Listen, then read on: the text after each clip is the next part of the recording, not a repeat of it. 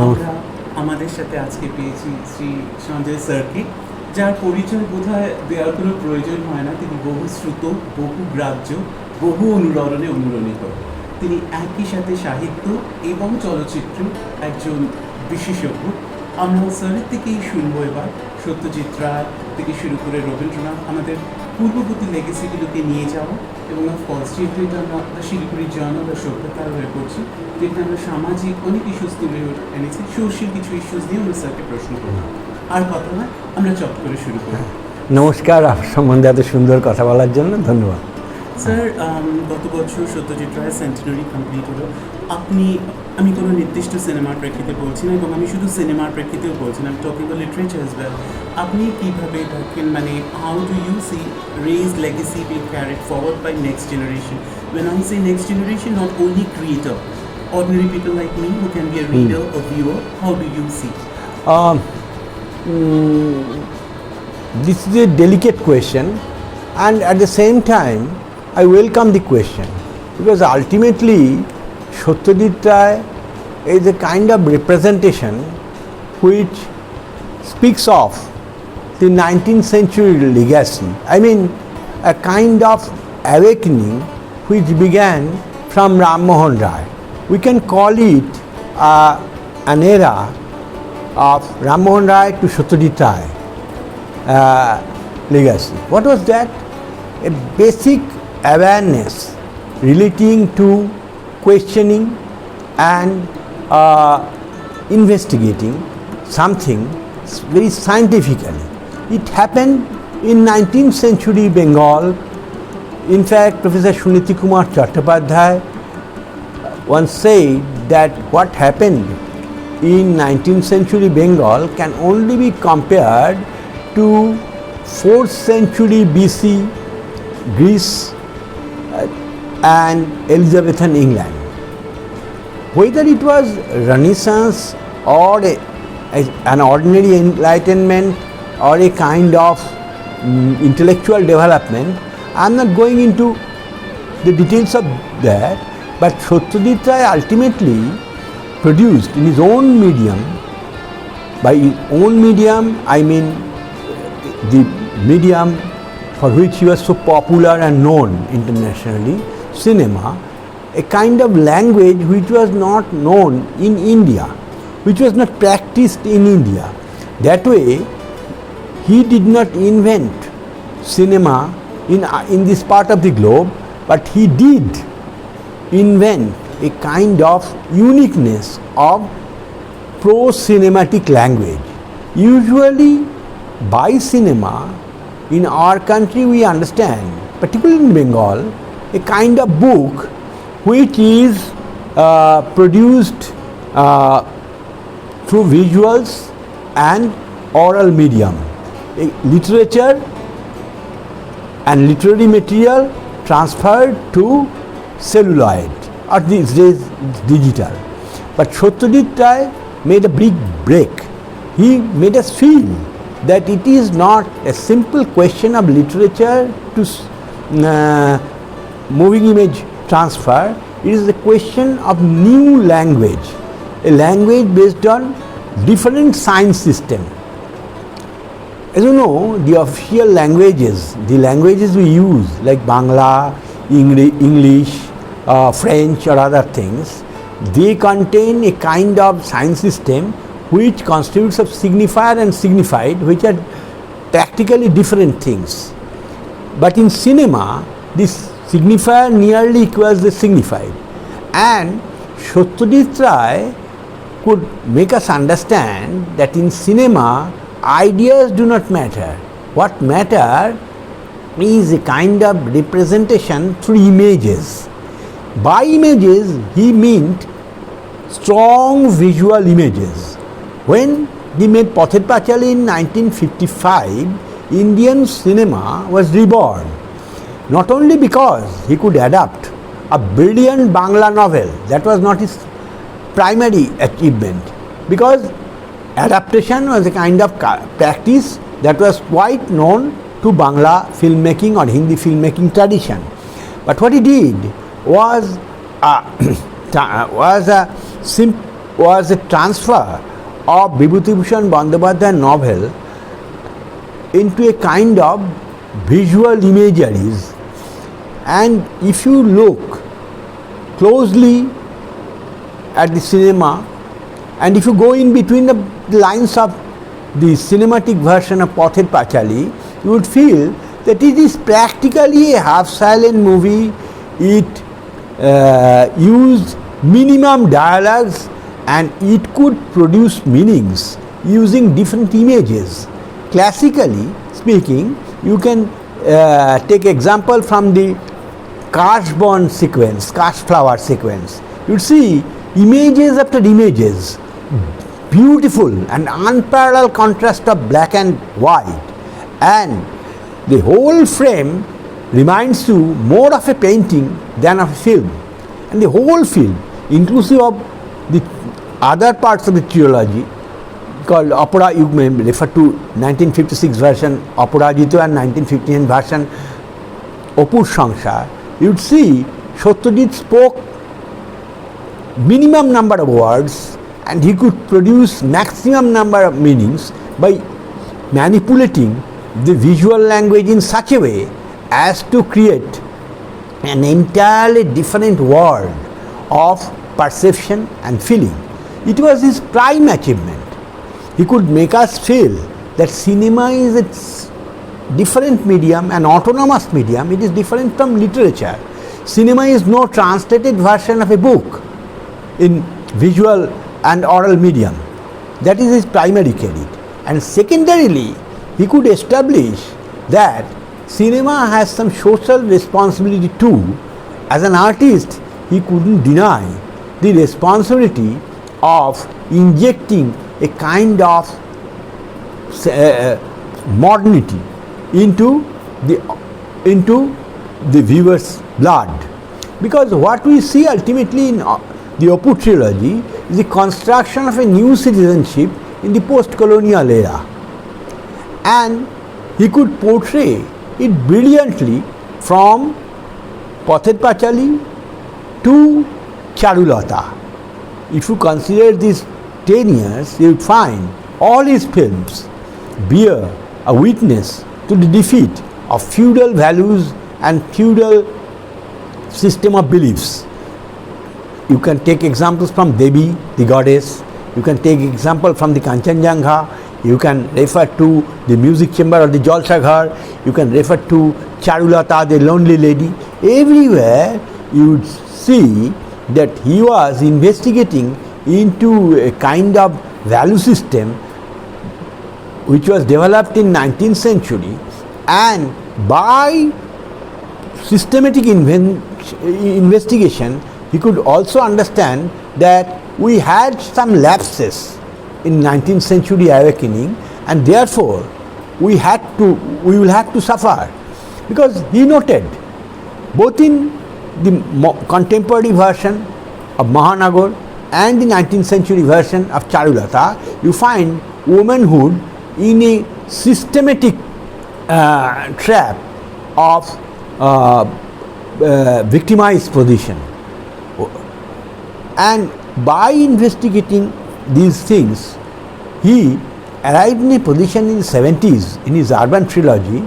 You would find 3 films, practically 4 films: Aranyat, Dinrati, Days and Nights in the Forest, Pratidwandi 1970, The Adversary, Company Limited 1973, and Jano Aranyo 1974, that the way he dreamed of a new India, the project of nation building has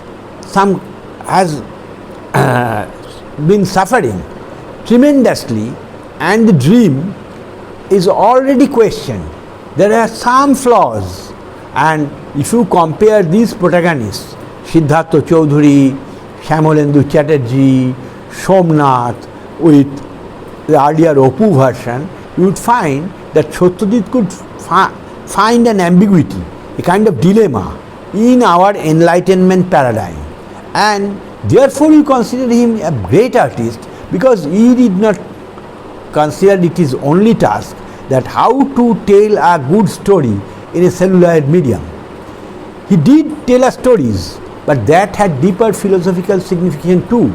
Remember that he made the first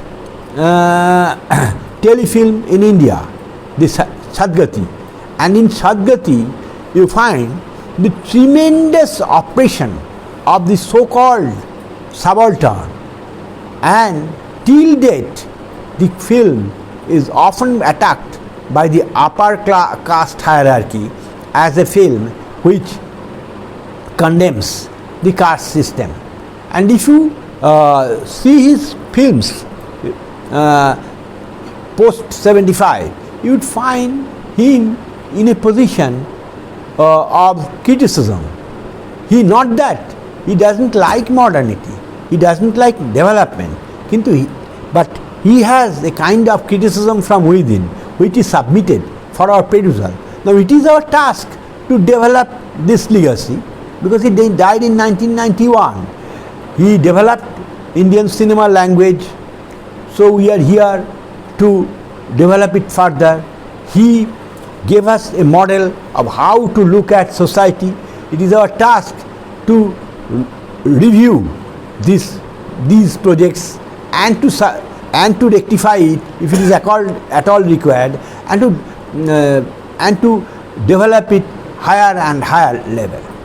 Now, if you consider him only as a filmmaker, that would be a sheer injustice.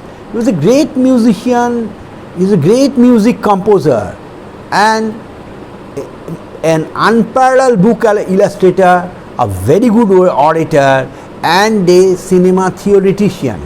Also a very good editor of a children magazine like Sandesh. All these things make him unique.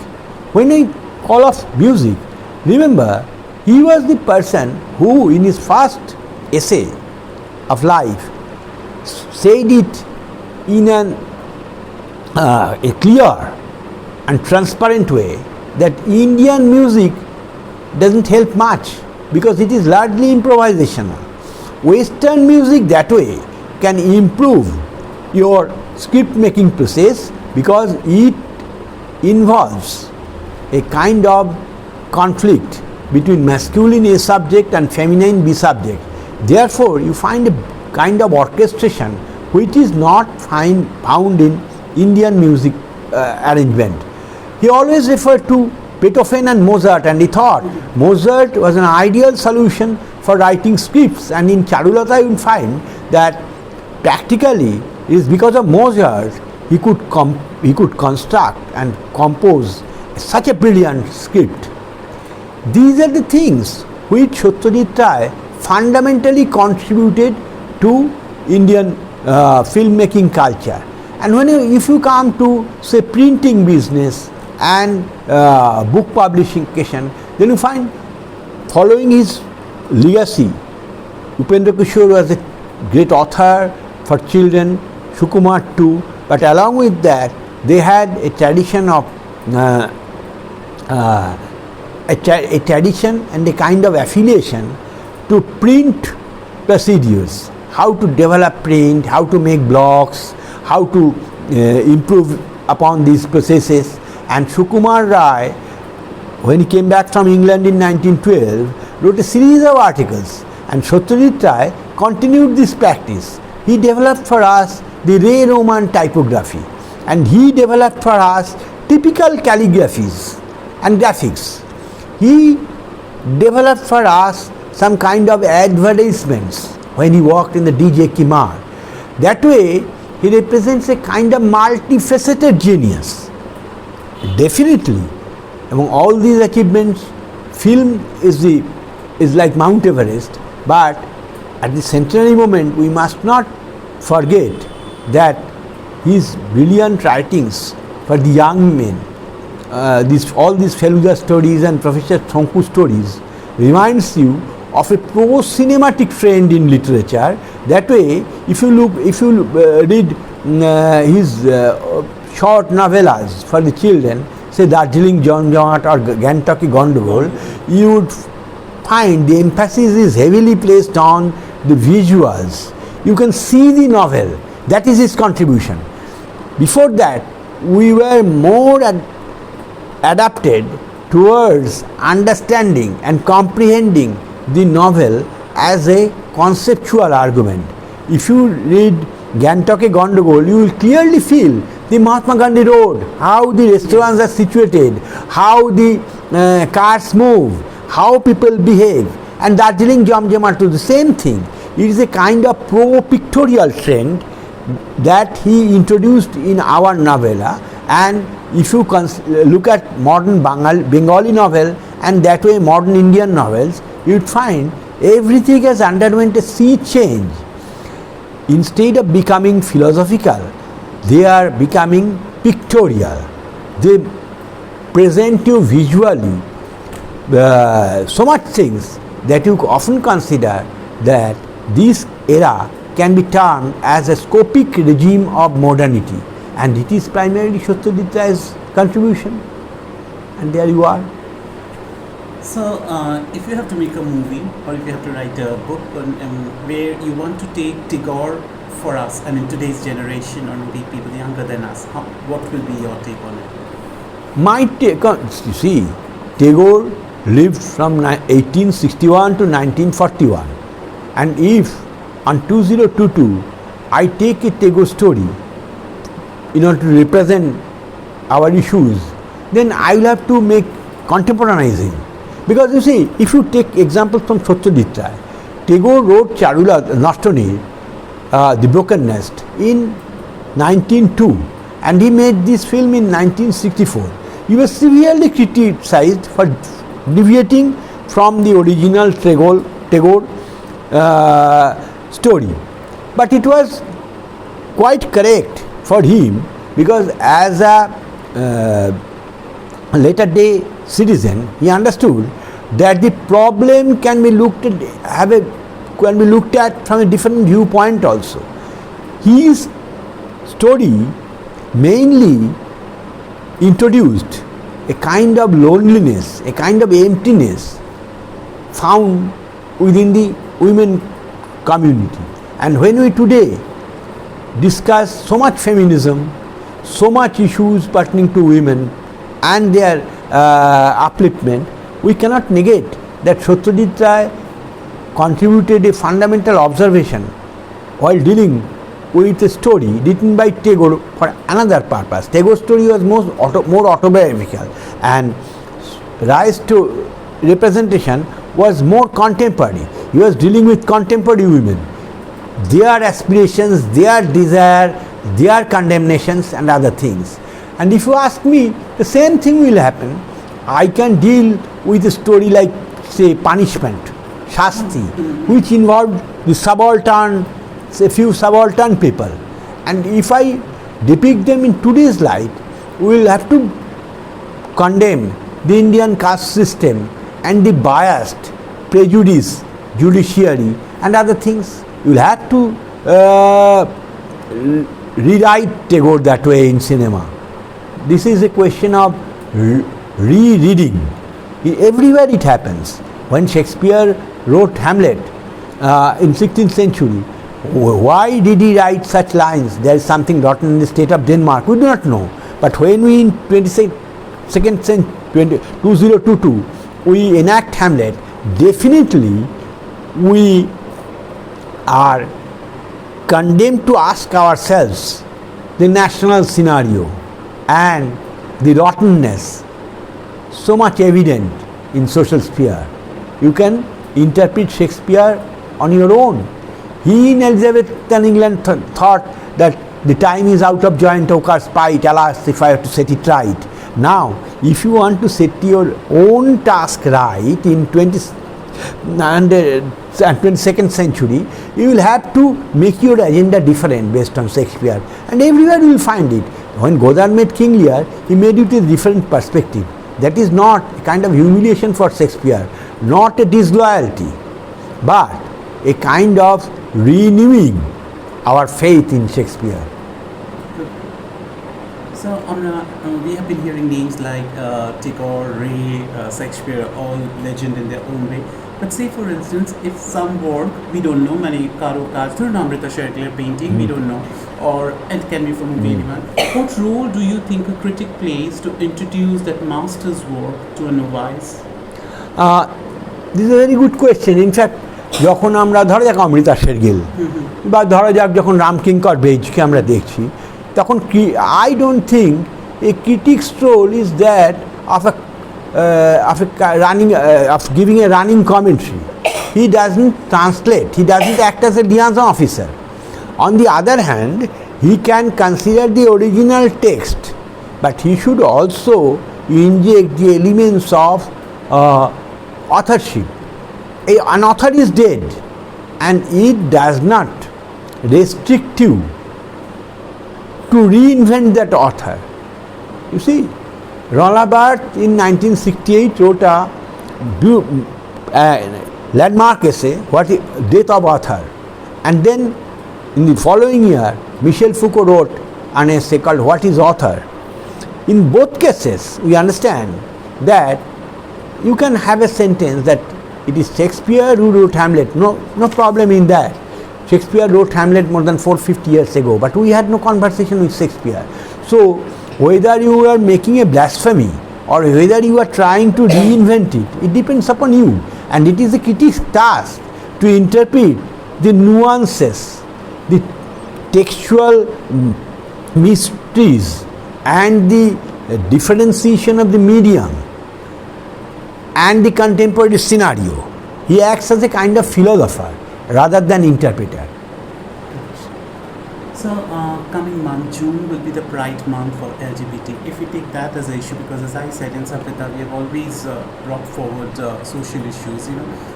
If we consider Hollywood movies, Bollywood, sorry, there are actors like Angshuman, then there are Sonam Kapoor, where when we see their movie like Ek Ladki Ko Dekha To Aisa Laga, or be it Shubh Mangal Zada, I believe. They've always rotated the stories in small town. In fact, I'm not very sure it's new to you. In one of the interview, Angshuman Khurrana said this also. He preferred his movies to be in small town stories and all that. Do you think it is like social changes that are not, again, my question is not limited to a particular movie, but yes, it's definitely rotates around the LGBT, right? Do you think it's like some way uplifts society? If that's so, but the movie Aligarh didn't get a good response. That is only common to a country which is deeply rooted in feudal culture, because we are getting modernized, but that is in more than one cases that is a kind of cosmetic surgery. That these issues, this gender consciousness is knocking at the door as far as cinema is concerned, visual art is concerned. It's a welcome statement. People are not accepting that is a part of the issue, because in that case you will have to look at those two things like hegemony and ideological state apparatus. Unless you can make a thorough change of the ideological positioning generally of Indian nationhood, and if you fail to realize the hegemonistic aspirations of the persons who are ruling the show, as far as representation is concerned, you won't be able to understand that whether it is getting successful or not. If you place it in a proper way, proper historical perspective, sooner or later they will have their turn. Today it seems that these are not attracting people, but if you reorient your sexual positioning, you would find that before a few years back we were tuned to listening man-woman relationship. Now we are getting these concepts like homosexuality, lesbianism, queer sex practices, and these were there, but we could suppressed it. Now they are coming out. On the whole, it's a welcome development, and sooner or later it will have its print on Indian mass consciousness. One last question, sir. We started with the legacy. You mentioned about the Opu trilogy also. My question now this time is particularly related to book.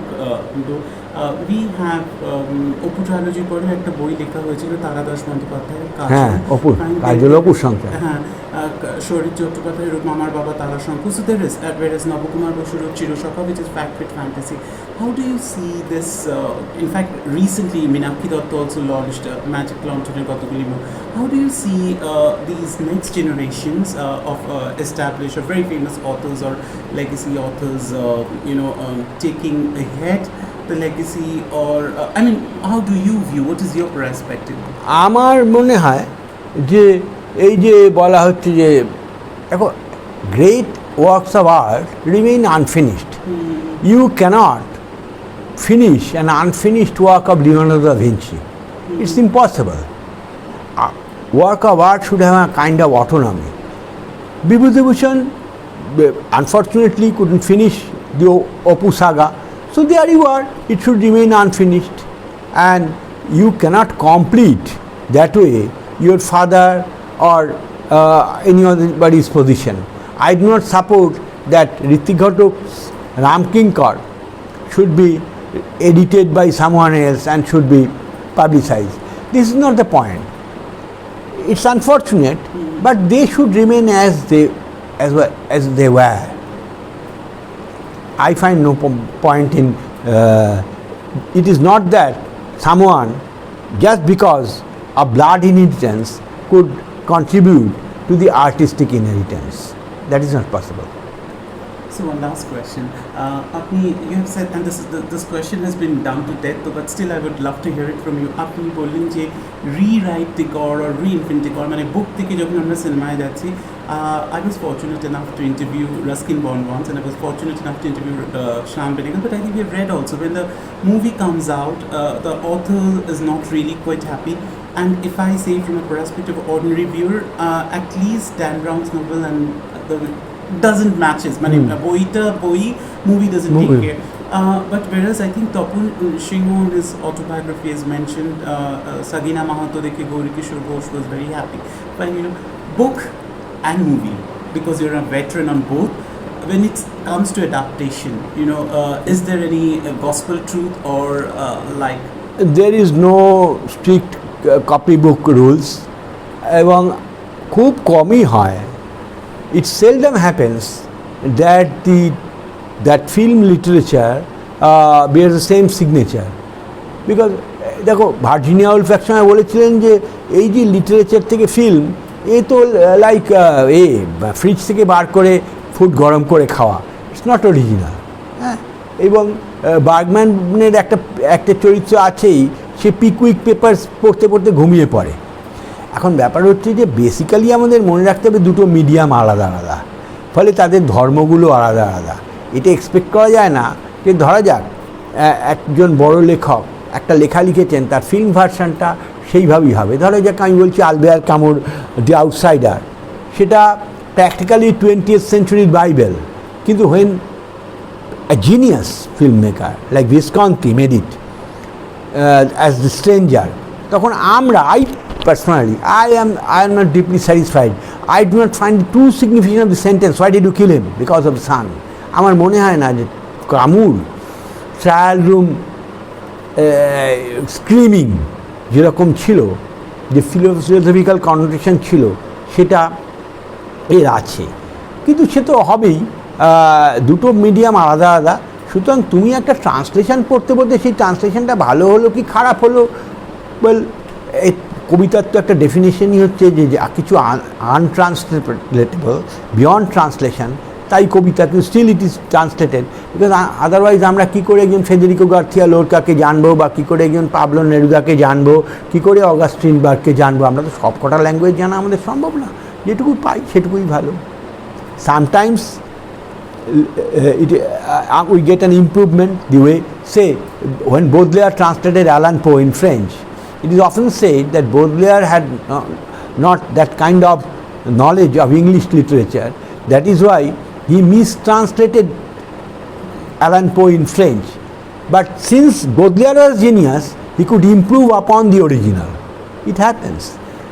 And in film too, কখনো কখনো দেখা গেছে খুব সাধারণ উপন্যাস সেটা খুব ভালো হয়ে গেছে. আমি আদর্শ একটা উদাহরণ দিতে পারি যে সুনীল গঙ্গোপাধ্যায় আমাকে বলেছিলেন যে তিনি অরণ্যের দিন রাত্রি দেখে খুব খুশি হননি, কারণ তিনি যে মিডল ক্লাস সেন্টিমেন্ট লিখেছিলেন সেটা Satyajit Ray according to him couldn't understand. But Satyajit Ray submitted in her own way the version of a kind of anxiety syndrome for the upper middle class. You will have to accept the Ray version also. There is no harm in sticking to Sunil Gangabadhyay version. But these two things are different. It's only a question of adaptation. Adaptation, I think, in my opinion, today does not concern or involve that much of loyalty issue. ঠিক আছে? Thank you. Thank you so much. আমরা স্যারের থেকে অনেকক্ষণ ধরে শুনলাম। We are actually basking in the glory of your knowledge, sir. Thank you so much for giving us time. আমি অংশুমান, ক্যামেরায় জ্যোতি সাহা, TSG আর সপ্তাহ ভেবে took this interview. খুব ভালো থাকবেন স্যারকে অনেক থ্যাংক ইউ, থ্যাংক ইউ, তোমাদের অনেক শুভেচ্ছা।